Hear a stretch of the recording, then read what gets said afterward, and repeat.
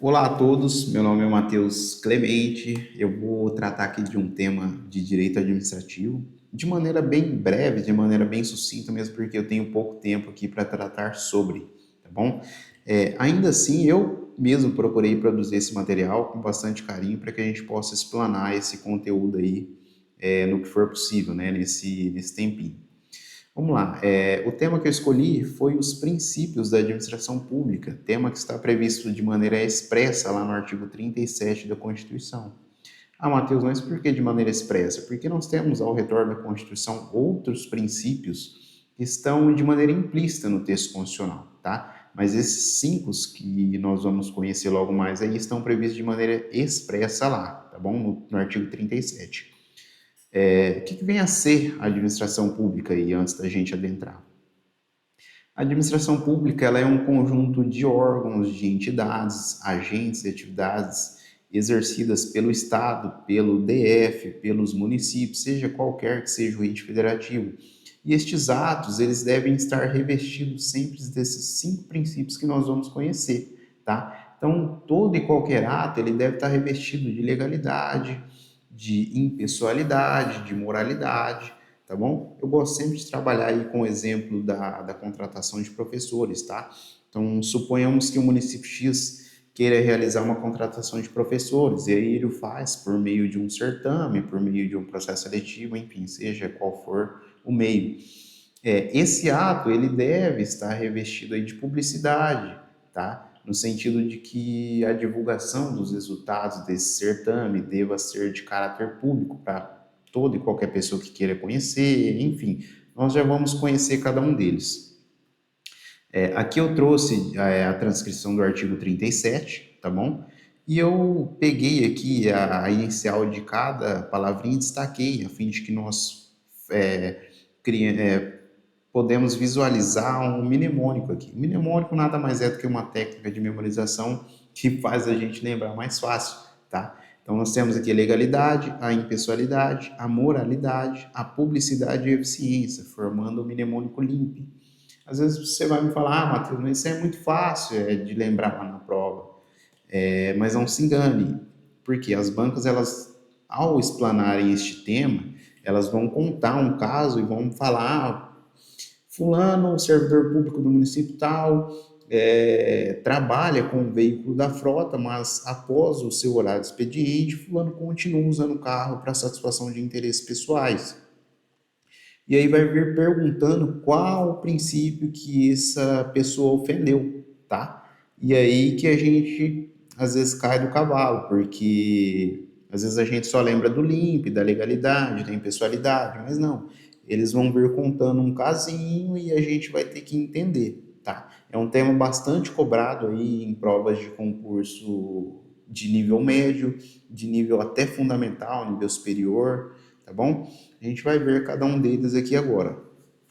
Nós temos a legalidade, no sentido de que a administração deva praticar somente atos aí que estejam amparados, limitados por lei. O que eu gosto de relembrar aqui é quando a gente está começando a aprender o direito penal. Lá no comecinho a gente aprende o princípio da legalidade do direito penal, que se assemelha a esse, no sentido de que não apenas sem prévia combinação legal e nem crime sem lei anterior que o defina, tá? Esse é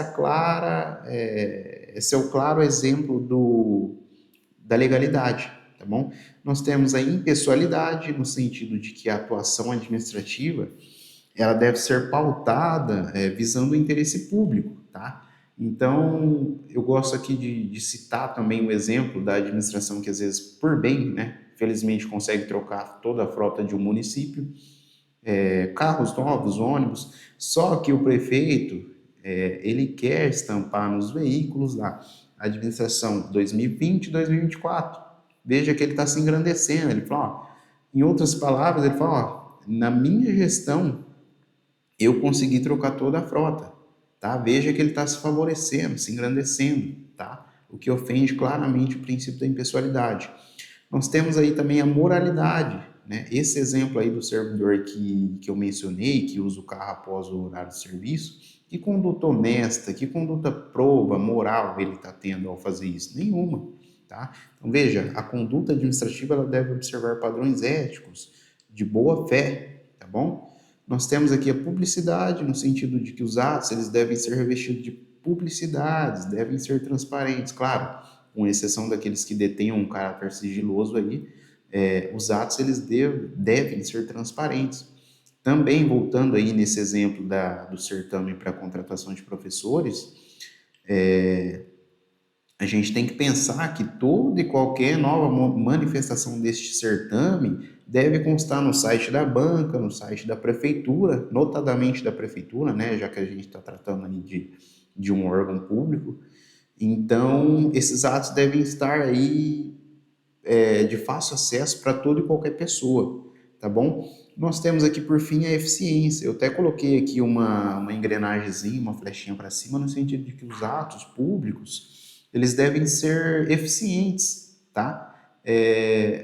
Imagina que a gente aí, ao depender de alguma atuação de um órgão público, sejamos tratados com morosidade, com tamanha burocracia. Que eficiência que a administração está tendo? Nenhuma, tá? Então, a ideia é que os atos devam ser revestidos aí de economicidade, efetividade, enfim, tá? E por fim, para a gente concluir aqui, eu trouxe aqui uma breve conclusão de que esses 5 princípios explícitos são os princípios que devem balizar, que devem nortear as diretrizes constitucionais, tá bom? Que vão representar aí as garantias fundamentais que visam o interesse público, tá bom? Então, é importante a gente sempre lembrar aí que diante dos atos públicos, seja eles praticados por União, por DF, por municípios, eles devem estar revestidos desses 5 princípios. E aqui o mais importante, esses 5 princípios, eles devem ter uma atuação conjunta, integrada, tá? Porque de nada vale um ato que é legal, mas ele é imoral, tá bom? De nada vale um ato que é revestido de impessoalidade, mas não tem eficiência. Então, esses atos, eles devem estar sempre praticados aí de maneira conjunta, de forma integrada, tá? Eles não são autônomos, tá bom? Diria aí que o mais importante é isso. Lembremos dessa atuação integrada deles. Eu queria aqui trazer algumas questões práticas sobre o tema, mas como eu tenho pouco tempo, fica para uma próxima, tá bom? Vamos juntos. Até mais.